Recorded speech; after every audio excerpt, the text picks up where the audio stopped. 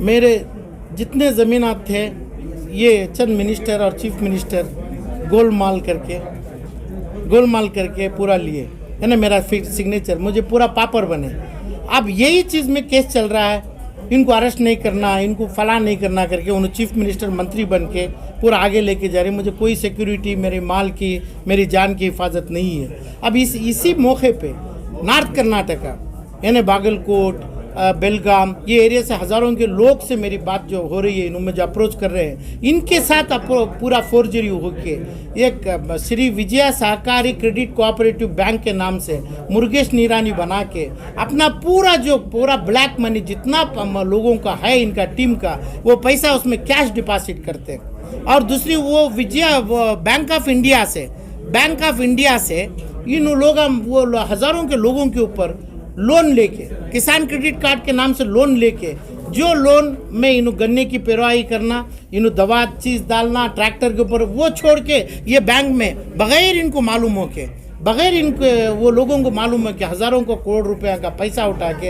ये बैंक में डाल के, जैसा मेरे साथ हुआ था ऐसा हज़ारों के साथ ये लोगों का हो रहा है। और दूसरी बात, जो नाम ज़्यादा आ रहा है, जो ज़्यादा नाम चल रहा है मेरे दोस्तों में, मेरे दूसरे तमाम कलीग्स में, यानी कर्नाटका के मंत्रियों में जो हो रहा है, मुरुगेश आर निरानी का नाम ज़्यादा है, मुरुगेश आर निरानी का सपोर्ट है। और मुरुगेश आर निरानी एक होम मिनिस्टर का बेटा मेरा पार्टनर है मेरी इंडस्ट्री में करके बोल के, जो इंडस्ट्री में 2,000-2,500 करोड़ रुपए लोन लिया है, वो फैक्ट्री को लाइसेंस नहीं है और पुराना माल पूरा लेके, स्क्रैप मटेरियल लेके डाल के कर रहा है। कई हज़ार फार्मर्स का पैसा लूटा है, कई लाख फार्मर्स का पैसा लूट के उसको पैसा बगैर दे के सता रहा है।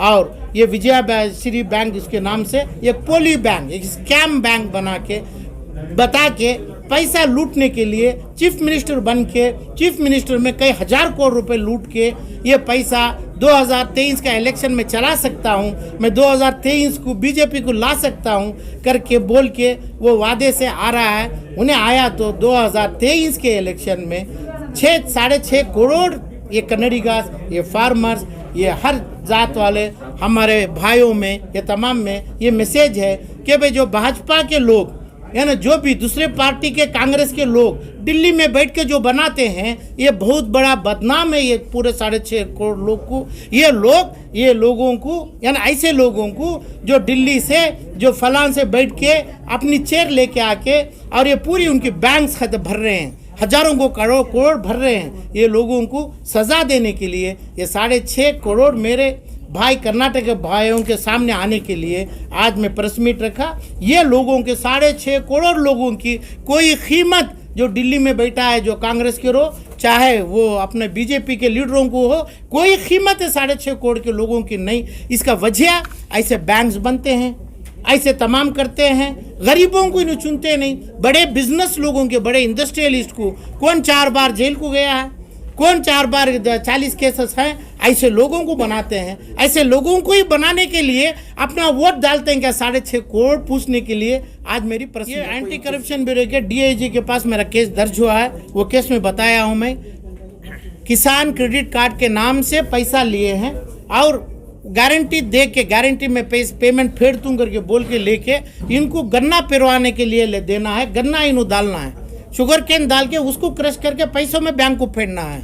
और ये लोग क्या कर रहे हैं, पूरे लोगों का बगैर ये, जैसा मेरी फोर्जरी की है ऐसा बगैर ये लोगों के बता के, बगैर ये फार्मर्स को बताए हुए ये लोग पूरा पैसा अपने बैंक को ला लिए। वो बैंक से अपनी नाम से पैसा ले लिए, अपने डायरेक्टर को 1000 करोड़ रुपए तक का पैसा उठा लिया उन्होंने। ये कानूनी गलत है, इसके ऊपर ऑडिट होना है, पुलिस का प्रोब होना है, कोर्ट से आर्डर होना है। ये कोई चीज़ नहीं हुई तो कोर्ट, एसीबी कोर्ट के सामने और ऑनरेबल सुप्रीम कोर्ट के सामने ज़रूर ये फार्मर्स को फैसला मिलने की कोशिश कर रहा हूँ मैं। और मेरी कंप्लेंट मौजूद 8,000 करोड़ के ऊपर का टर्नओवर करे हैं उन्होंने। 8,000 करोड़ का जो टर्नओवर करना है, वो एरिया के लोगों के पास इतना पैसा नहीं, पूरा इसका ही पैसा डाल के, सरकारी नाबार्ड का पैसा किसानों के नाम से लेके और उसका अपना जो चुराया हुआ पैसा, पब्लिक का पैसा, 6.5 करोड़ के लोगों का पैसा कैश में डिपॉजिट करके वो उसको डाइवर्ट करने की कोशिश करके 2023 का इलेक्शन जीतने, अभी इसके बाद एक 50,000 से 1 लाख करोड़ बनाने के लिए उसे सीएम के चेयर को भी उसे मंजूरी ले रहा है, ऑलमोस्ट उसको मंजूरी मिली है। और मंजूरी वो मिलने दो, मेरे को इसमें कोई चिंता नहीं है। 2023 के इलेक्शन में ये लोगों के सामने, ये लोग समझ के इनके ऊपर क्या चल रहा है, ये लोगों के ऊपर कौन हुकूमत कर रहे हैं, कौन बैठा है दिल्ली से, क्या कर रहा है, ये बताना चाह रहा हूँ मैं।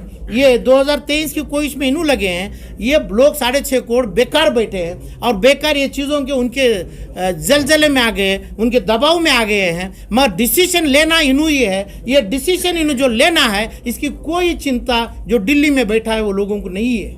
मैं ये उसमें कोर्ट चल रहा है, सुप्रीम कोर्ट में बोला गया कि भाई इनको अरेस्ट न करो, केस चलाओ। तो ये केस चल रही है, केस को आते भी नहीं, पुलिस इनकी है।